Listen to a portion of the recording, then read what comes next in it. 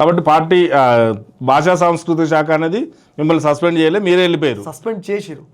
నేను ఎందుకు సస్పెండ్ చేసారు? రేవంత్ రెడ్డి గారి మీద పాట పాడినందుకు. ఏం పాట పాడారు? ఉత్తమ మాటలు చెప్పే రేవంత్ రెడ్డి తెలంగాణలోన 420 ఓటుకు నోటు దొంగవు నీవు, చంద్రబాబుకు తొత్తువు నీవు, ఉచిత బస్ అని పథకాన్ని తెచ్చావు, అమ్మలక్కలకు కొట్లాట పెట్టావు, 2 లక్షల రుణమాఫీ అన్నావు, రైతన్న మెడకేమో ఉరితాడు వేసావు.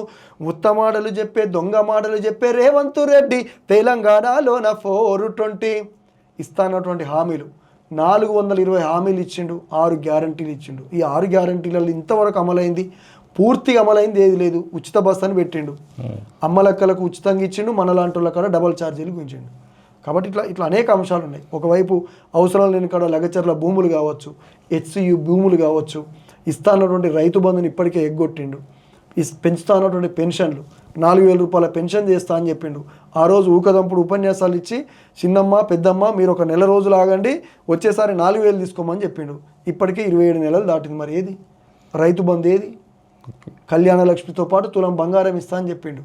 అంటే ప్రజల్ని కన్ఫ్యూజ్ చేసి కొంత వాళ్ళని తప్పుదోవ పట్టించే పనిలో ఉన్నాడు. కాబట్టి ఖచ్చితంగా మేము ప్రజల పక్షాన పాట పాడినందుకే మిమ్మల్ని అది పాడినా ఇంకా మొదలే వద్దురా నాయన ఈ కాంగ్రెసు పాలన, వద్దురా నాయన, వద్దురా నాయన ఈ నయవంచన పాలన, వద్దురా నాయన, అమలుగాని హామీలతో వారు గ్యారంటీలతో అధికారం చేతబట్టి అరిగోసలు పెడుతున్నారు. వద్దురా అరెరరే వద్దురా అరె చల్ వద్దురా నాయన ఈ కాంగ్రెసు పాలన, వద్దురా నాయన. అరెరరే రైతు బంధు లేనే లేదు, దళిత బంధు రానే రాదు, పింఛను పెంచింది లేదు, వాసపడితే మోసమాయే, కోరి చేసుకున్న మగడు ఎగిరెగిరి తన్నినట్లు అడగబోతే లల్లి పెట్టి అడ్డగోలు తిడుతున్నారు. వద్దురా అరెరరే వద్దురా అరచల్ వద్దురా నాయన ఈ కాంగ్రెసు పాలన, వద్దురా నాయన.